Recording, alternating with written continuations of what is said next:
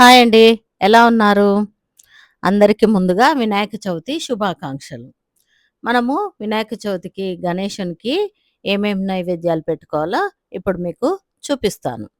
నేనైతే తీపి కర్జలు, తీపి ఉండ్రాళ్ళు, మోదకాలు, చప్పటి ఉండ్రాళ్ళు, తడకల పాశం అంటారండి ఇటువైపు. కొందరేమో పాల తాలికలు అంటారు. అవి చేసి చూపిస్తాను. ఎలా చేయాలో చూపిస్తాను. ముందుగా ఒక గిన్నె పెట్టుకోనండి.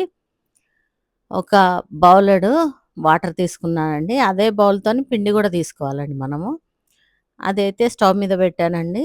ఆ నీళ్ళు మరిగే వరకు ఉంచుకోవాలండి మనము.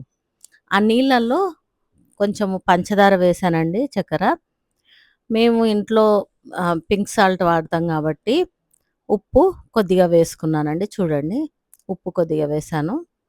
ఆ నీళ్ళు మనకు మరిగే వరకు ఉంచుకోవాలండి. ఆ నీళ్ళు మరిగే వరకు ఉంచుకోవాలి. చూడండి, మరుగుతున్నాయి. ఇలా మరుగుతున్నప్పుడు మనం ఏదైతే బౌల్‌తోని నీళ్ళు తీసుకున్నామో, అదే బౌల్‌తోని నేను పిండి తీసుకున్నానండి. ఇలా మరుగుతున్నప్పుడు ఆ పిండిని మనము నీళ్ళలో వేసుకోవాలండి.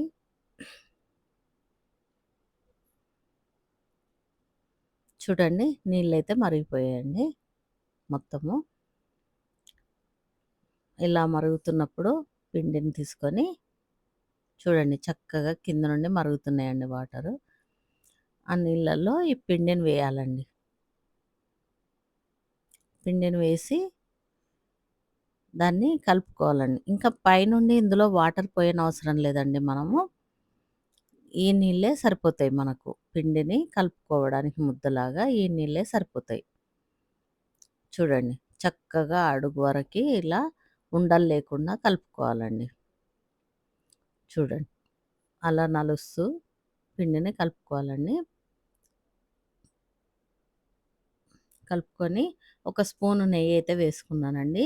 నెయ్యి ఎందుకు వేసుకున్నానంటే, మనకు ఈ పిండి ఏదైతే ఉందో అది మనకు సాఫ్ట్‌గా వస్తుందండి. నెయ్యి వేస్తే అంతా కలిసి చేతికి అతుక్కోకుండా సాఫ్ట్‌గా ముద్దలాగా మంచిగా కలుపుకోవచ్చండి.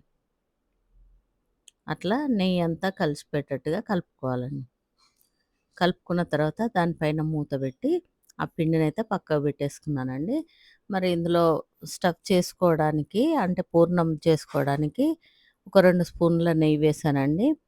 ఒక చిప్ప అయితే నేను పచ్చి కొబ్బరి తీసుకొని దాన్ని తురుముకున్నానండి. దాన్ని నెయ్యిలో వేసి చక్కగా వేయించుకుంటున్నాను.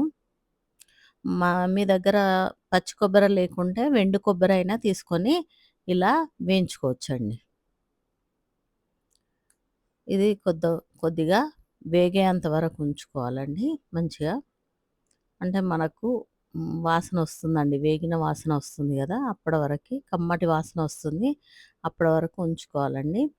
ఇందులోకి నేను కొన్ని కాజు, బాదాము, కిస్మిసు అన్నీ కొన్ని సన్నగా తరిగి పెట్టుకున్నానండి నేను. అవి ఇప్పుడేస్తున్నాను చూడండి. ఇందులోనే కొద్దిగా ఇలాచి పౌడర్ గూడా కలుపుకున్నానండి. అంటే హాఫ్ స్పూన్ వరకు ఇలాచి పౌడరేశాను. వేసి ఇది కూడా చక్కగా ఇవి కూడా వేగేంత వరకు కొద్దిగా కలుపుకున్నానండి. చూడండి, ఎంత చక్కగా వేగిపోతున్నాయో మనకి. ఇందులోనే ముప్పావు కప్పు నేను దేనితోనైతే తీసుకున్నానండి, ఒక కప్పు పచ్చి కొబ్బరి అన్నాను గదా! దానికి ముప్పావు కప్పు బెల్లమైతే వేయాలండి. బెల్లం వేసి ఆ బెల్లం కరిగిపోయే వరకు మనము కలుపుకోవాలండి. ఆ పచ్చి కొబ్బెర, బెల్లము అంతా కరిగిపోయి మనకు పూర్ణంలాగా మంచిగా నీళ్ళు నీళ్ళు లేకుండా చక్కగా దగ్గరికొస్తుందండి. చూడండి, ఇలా వచ్చే వరకు కలుపుకొని ఇంకా అందులో ఏదన్నా బెల్లం ఉండల్లాగున్నాయా చూసుకోవాలండి. అలా నలుపుతుంటే మనకు అర్థమవుతుందండి. బెల్లం ఏదన్నా మిగిలిపోయిందా, కరిగిపోయిందా తెలుస్తుందండి. అట్లా మొత్తం ముద్దలాగా వచ్చే వరకు అలా చేసుకోవాలండి. నేనైతే చెక్ చేసుకున్నానండి. అందులో అయితే ఏమీ బెల్లం ముద్దల్లాగా లేవు. అది తీసి పక్కకు పెట్టుకున్నానండి. ఇంకా ఈ పిండి కొంచెం చల్లారిందండి. చల్లారినాక మనం చేతికి కొన్ని నీళ్లు అద్దుకుంటూ ఈ పిండినైతే మెత్తగా పిసుక్కోవాలండి. చూడండి, అలా నలుస్తూ మెత్తగా కలుపుకోవాలి. చూడండి. మన చేతిని తడి చేసుకోవాలండి. తడి చేసుకుంటూ ఎందుకంటే పైనుండి వాటర్ వేసామనుకోండి, అది మళ్ళీ జారుగా అయిపోయి మనకు చేయడానికి కష్టమవుతుంది. అందుకని మన చేతిని తడుపుకుంటూ ముద్దలాగా అలా నలుస్తూ ముద్దలాగా చూడండి. అలా వచ్చేటట్టుగా పిండిని మనం కలుపుకోవాలండి.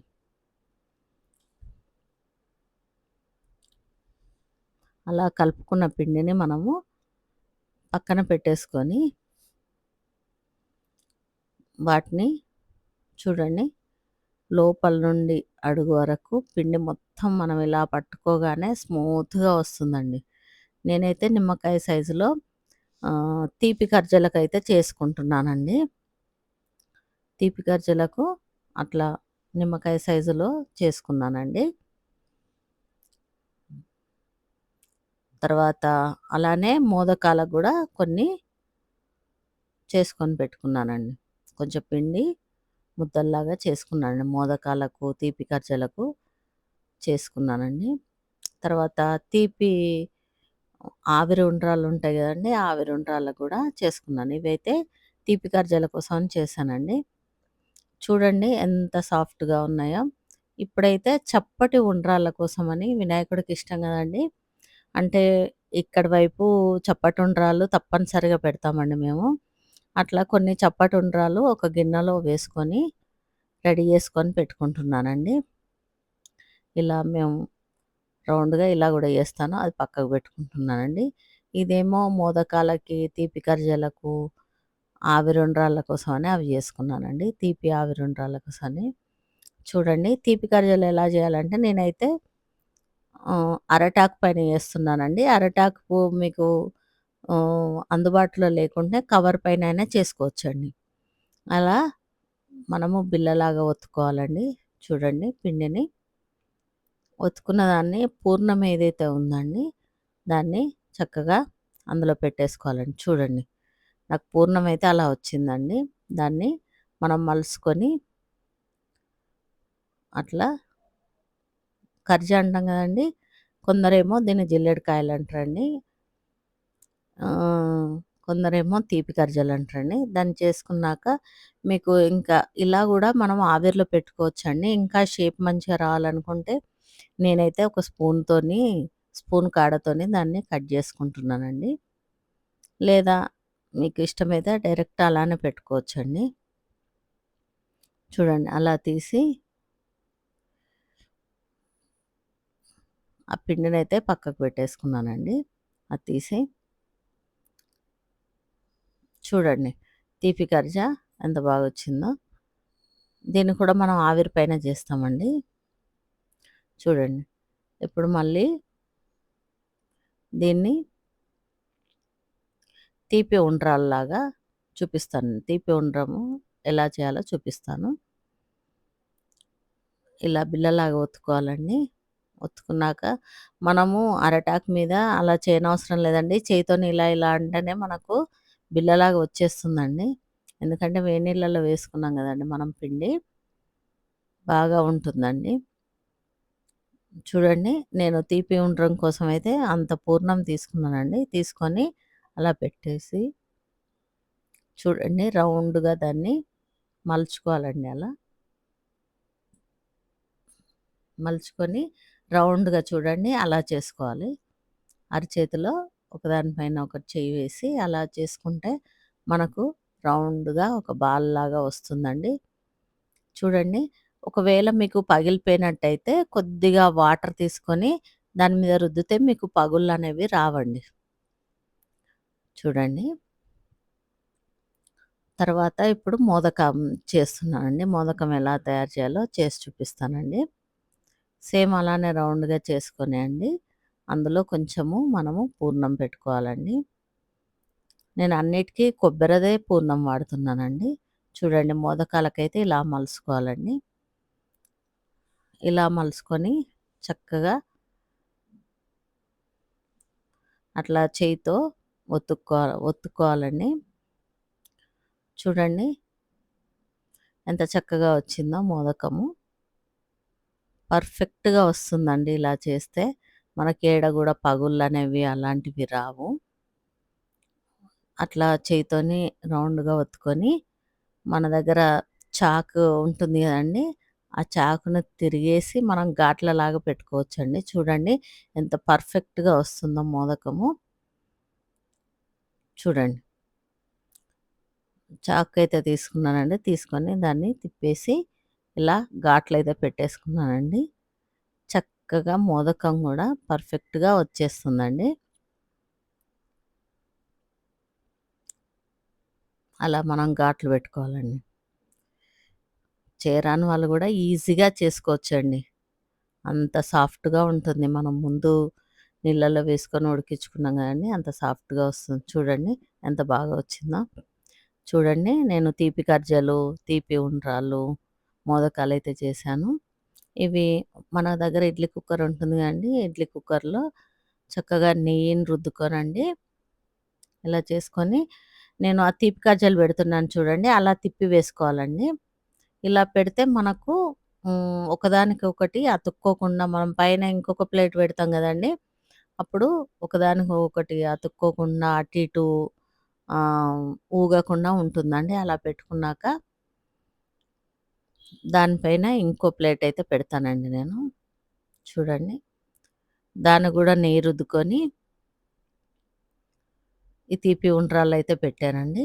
చూడండి తీపి ఉండ్రాళ్ళు పెట్టాను. తర్వాత పైన దానిలో మోదకాలు పెట్టుకుంటున్నానండి. అన్నిటికైతే తప్పనిసరిగా మనం నెయ్యిని రుద్దుకోవాలండి. రుద్దుకొని ఇప్పుడు మోదకాలు పెట్టాను.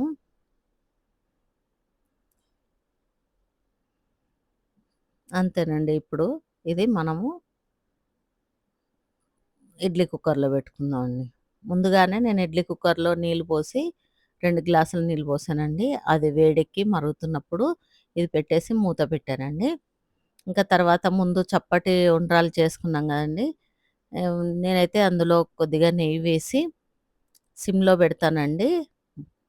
సిమ్‌లో పెట్టేసి దానిపైన నీళ్లు పోస్తానండి. ఆవిరికి అవి చక్కగా ఉడుకుతాయండి. నేను అందులో కొద్దిగా బెల్లం వేశానండి. ఎందుకంటే మనకు తియ్య తియ్యగా బావుంటుందని కొద్దిగా బెల్లం వేశాను.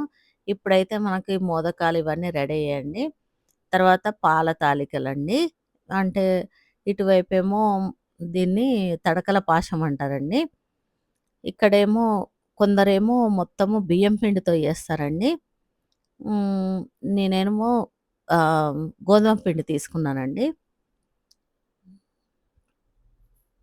అంటే తెలంగాణ వైపు గోధుమ పిండితోని చేస్తారండి. అందులో మనకు మంచిగా రుచి బాగా తగలాలంటే ఒక 2 స్పూన్ల బియ్యం పిండి గూడా వేసుకొని, కొద్దిగా చక్కెర వేసుకొని, అందులో కొద్దిగా ఉప్పు వేసుకోవాలండి పిండిలోనే. చూడండి.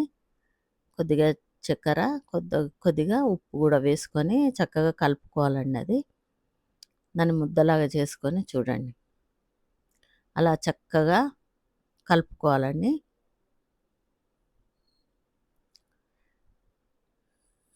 దాన్ని కలుపుకున్న తర్వాత దాన్ని మనము పొడుగ్గా, రౌండ్‌గా చేసుకోవాలండి చూడండి. గట్టిగా స్మూత్‌గా దాన్ని పిసుక్కోవాలండి.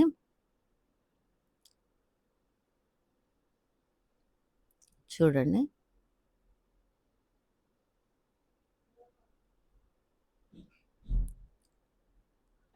అలా మంచిగా చక్కగా పిసుక్కున్నామండి. దాన్ని తెలంగాణ వైపయితే తడకల పాశం అంటారండి దీన్ని. ఆంధ్ర వైపయితే పాల తాలికలు అంటారు.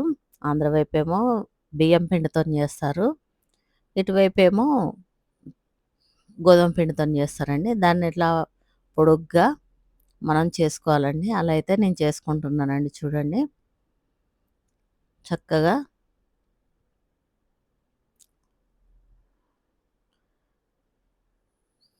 ఇలా అన్నీ చేసుకున్నానండి పిండి. చూడండి మధ్య మధ్యలో నెయ్యిని మనకు అరచేతికి రుద్దుకుంటూ ఇలా సేమియాలాగా కొందరేమో పొడుగ్గా చేస్తారండి. కొందరేమో ఇలా చేస్తారు. అంటే మనకు సేమియా చేస్తారు గదండీ! అట్లా పొడుగ్గా చేస్తారు కొందరు. ఇగ నేనైతే ఇలా చేసుకున్నానండి. ముందు మనము తీపి గర్జలు అవి చేసినప్పుడు కొద్దిగా పిండి మిగిలింది గదండీ! అందులో చిన్న చిన్న ఉండ్రాళ్ళైతే చేసేసుకుంటున్నానండి. ఇందులో వేయడానికి. చూడండి. కొన్నేమో అట్లా ఉండ్రాల్లాగా చేసి ఇట్లా హ్మ్, రౌండ్‌గా ఒత్తుకుంటున్నాను వేలుతోని. అంటే రకరకాలుగా ఉంటుంది. చూడండి. ఉండ్రాల్లాగా చేసుకున్నానండి. కొద్దిగా పిండి ఉంది గదా! అది గూడా అట్లా రౌండ్‌గా వేసుకున్నాను చూడండి. అలా ఒత్తుకున్నాను కొన్ని. ఇప్పుడైతే ఇది రెడీ అయిపోతుందండి.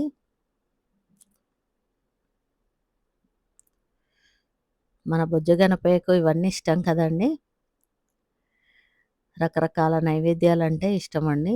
ఇంకా నేనిప్పుడైతే ప్రస్తుతానికి 5 రకాలే చూపిస్తున్నానండి. మన బుజ్జగనపయ్య 9 రోజులుంటాడు. 9 రకాల నైవేద్యాలు చేసుకోవచ్చండి. ఇక్కడ నేను పెట్టుకున్న మోదకాలు ఇవైతే రెడీ అయిపోయాయండి. ఇంకా స్టవ్ పైన ఒక గిన్నె పెట్టుకొని, ఒక కప్పు బెల్లం తీసుకున్నానండి. మనకు తడకల పాశానికి సరిపడంత బెల్లం తీసుకొని, దాన్ని కరిగించుకోవాలండి. అదైతే తీగ పాకం వచ్చే వరకు ఉంచుకోనవసరం లేదండి. దాన్ని మొత్తము కరిగే వరకు ఒక గంటెతో కలుపుతూ మనము దాన్ని కరిగేలాగా చూసుకోవాలండి. చూడండి.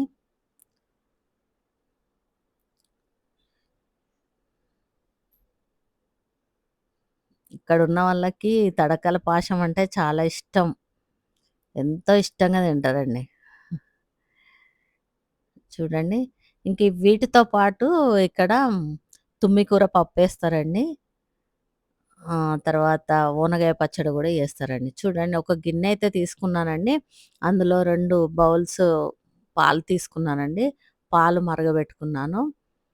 చూడండి పాలు పొంగుతున్నాయి. ఆ పాలల్లో మనం చేసుకున్న హ్మ్. సేమియా అయితే ఏదైతే ఉందో అది వేసుకున్నామండి. వేసుకొని చక్కగా అందులో వేయగానే దేనికది విచ్చుకొని చక్కగా ఉంటాయండి చూడండి. అతుక్కోవండి, విడిపోతాయి. అలా కొద్దిగా ఒక 4 నిమిషాలు ఉడికిన తర్వాత అలా ఉడికించుకోవాలండి. చూడండి ఒక 4 నిమిషాలయితే మరుగుతున్నాయండి. అందులో మరి ఇంకా కొన్ని పాలు పోసుకున్నానండి. పాలు పోసుకున్నాక కొద్దిగా మనము ఈ పాయసము మనకు చిక్కగా కావాలి గదండీ! ఒక 2 స్పూన్ల బియ్యం పిండి అయితే తీసుకున్నానండి. బియ్యం పిండి తీసుకొని నీళ్ళల్లో కలిపి చిక్కదనం రావడం కోసమని అందులో పోసుకొని కలుపుకున్నానండి. కొద్దిగా ఇలాచి పౌడరేసాను హాఫ్ స్పూను.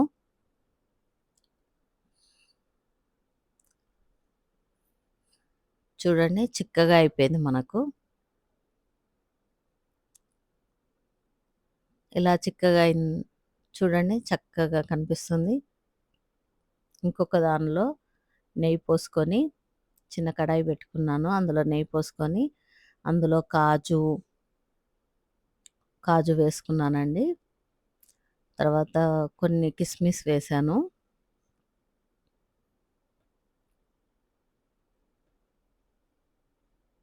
ముందు ఎందుకు కాజు వేసుకున్నానంటే కిస్మిస్ త్వరగా మాడిపోతుంది కదండీ! అందుకని ఇవి వేగాక చివర్లో వేస్తానండి. చూడండి ఇందులో కొద్దిగా కిస్మిస్ వేసి కలిపానండి. చూడండి వెంబడే వేగిపోతుందండి కిస్మిస్. చక్కగా ఇలా వేయించుకోవాలండి. ఇలా వేయించుకున్న దాన్ని మనం పాయసం ఏదైతే ఉందో అందులో వేసుకొని ఒకసారి మళ్ళీ కలుపుకోవాలండి. చూడండి ఎంత చిక్కగా వచ్చింది కదండీ పాయసము చూడండి. అందులో మనము ముందు కరగబెట్టుకున్నాం కదండీ బెల్లంను, ఆ నీళ్లు పోస్తూ కలపాలండి. ముందే మనం బెల్లం వేసుకుంటే పాలు విరిగిపోతాయి గదండీ! అందుకని మనం దించే ముందు వేసుకోవాలండి ఆ బెల్లము. బెల్లం నీళ్ళైతే వేసుకోవాలి. చూడండి ఇప్పుడైతే ఈ తడకల పాశం అయితే రెడీ అయిపోయిందండి. చూడండి ఇవన్నీ చేసుకున్నాను నేను. తీపి గర్జలు, తీపి ఉండ్రాళ్ళు, తడకల పాశము, మోదకాలు చూడండి.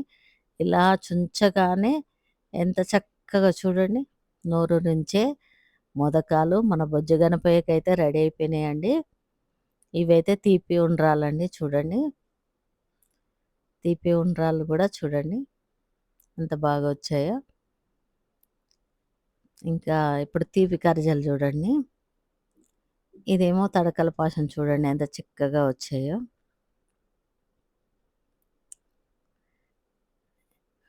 తీపి కరిజలు చూసారండి. ఇది కూడా ఎంతో బాగా వచ్చిందండి. ఇవన్నీ మనము చక్కగా మన బొజ్జ గణపయ్యకు పెట్టి నివేదన చేసుకొని చక్కగా భక్తి శ్రద్ధలతో పూజ చేసుకుంటే ఆ గణేశుని కరుణా కటాక్షాలు మనందరికీ ఉండాలని ఆ దేవుణ్ణైతే వేడుకుంటున్నానండి. అంతేనండి. మన ప్రసాదాలైతే రెడీ అయిపోయాయి. గణపయ్య కూడా నైవేద్యం పెట్టే